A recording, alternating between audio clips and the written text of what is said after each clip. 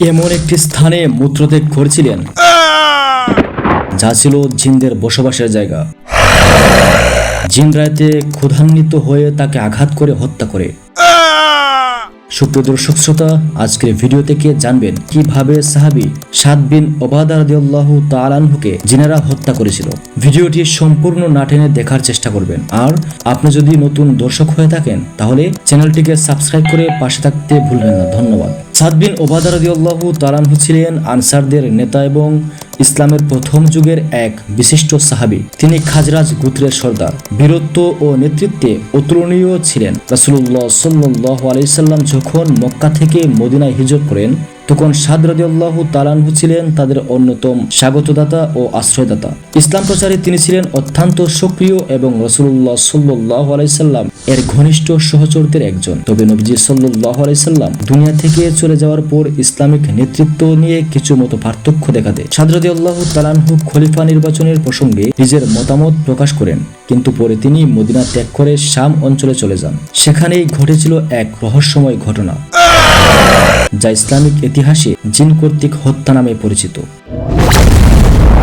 ইতিহাসবিদগণ বলেন, সাদ বিন ওবাদা রাদিয়াল্লাহু তাআলা আনহু শাম অঞ্চলের হারান বা হাওরান নামের একটি স্থানে অবস্থান করছিলেন। একদিন তিনি একা বনে বা উপত্যকায় গিয়ে বিশ্রাম নিচ্ছিলেন। সকালে তাকে মৃত অবস্থায় পাওয়া যায়। মৃত্যুর কারণ কেউই নিশ্চিতভাবে বলতে পারল না। তার শরীরে কোনো বড় ক্ষত চিহ্ন ছিল না, কিন্তু বুকের দুই পাশে ছিল তীরবিদ্ধ দাগের মতো দাগ। এই দৃশ্য দেখে সবাই হতবাক হয়ে গেল। কে হত্যা করলো তাকে? সেখানে তো কোনো শত্রু ছিল না, কোনো যুদ্ধও হয়নি। এই অবস্থায় লোকদের মনে নানা প্রশ্ন জাগলো। ঠিক সেই সময়ে এলাকা জুড়ে এক রহস্যময় আওয়াজ শোনা গেল। সেই আওয়াজ মানব কণ্ঠের মতো নয়, যেন আকাশের দিক থেকে কোনো অদৃশ্য হাওয়ার কথা বলছে। আওয়াজটি বলল, আমরা খাজরাজের নেতা সাদ বিন ওবাদাহকে হত্যা করেছি। আমরা 2 তীর নিক্ষেপ করেছি, কিন্তু হৃদয়ে আঘাত করিনি। এই আওয়াজ শুনে সবাই আতঙ্কিত হয়ে পড়ল।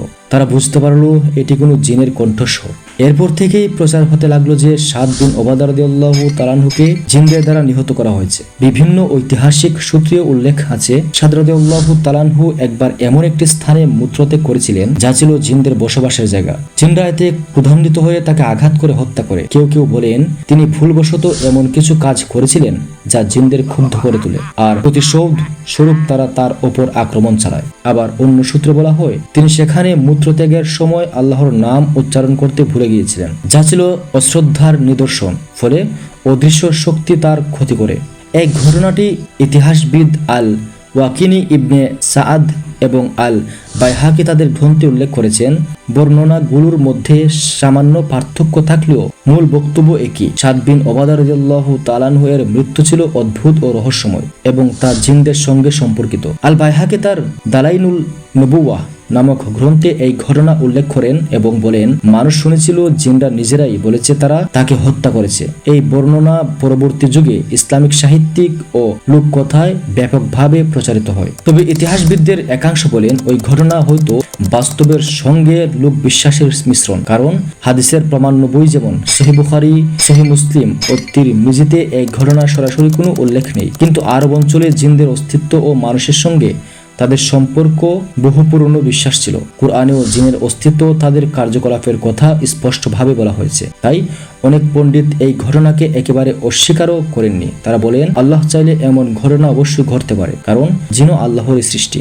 কিছু লোক বলেন সাদ রাদিয়াল্লাহু তাআলা আনহু যখন স্বামী ছিলেন তখন তিনি স্থানীয় লোকদের মধ্যে ইসলাম প্রচারে ব্যস্ত ছিলেন। অনেক মুশরিক জিন ও শয়তানরা ইসলাম বিরোধী ছিল। তার প্রচার তাদের ক্ষুব্ধ করে তুলে, ফলে তারা আঘাত করে তাকে হত্যা করে। এই বক্তব্য কিছু ইসলামিক ইতিহাসে পাওয়া যায়। আবার অনেকে বলেন এটি হয়তো একটি রূপক ঘটনা। তার মৃত্যু হঠাৎ হলেও পরবর্তীকালে সেটিকে অতি প্রাকৃত রূপ দেয়। সাদ রাদিয়াল্লাহু তাআলা আনহু এর জানাজা শামের লোকেরা আদায় করে তাকে মর্যাদাপূর্ণভাবে দাফন করা হয়। তবে তার মৃত্যুর পর সেই রহস্যময় আওয়াজের কথা সর্বত্র ছড়িয়ে পড়ে। মানুষ বিশ্বাস করতে শুরু করে যে কিছু জিন মানুষের সঙ্গে এমন আচরণ করতে পারে, বিশেষ করে যদি তাদের কষ্ট দেওয়া হয়।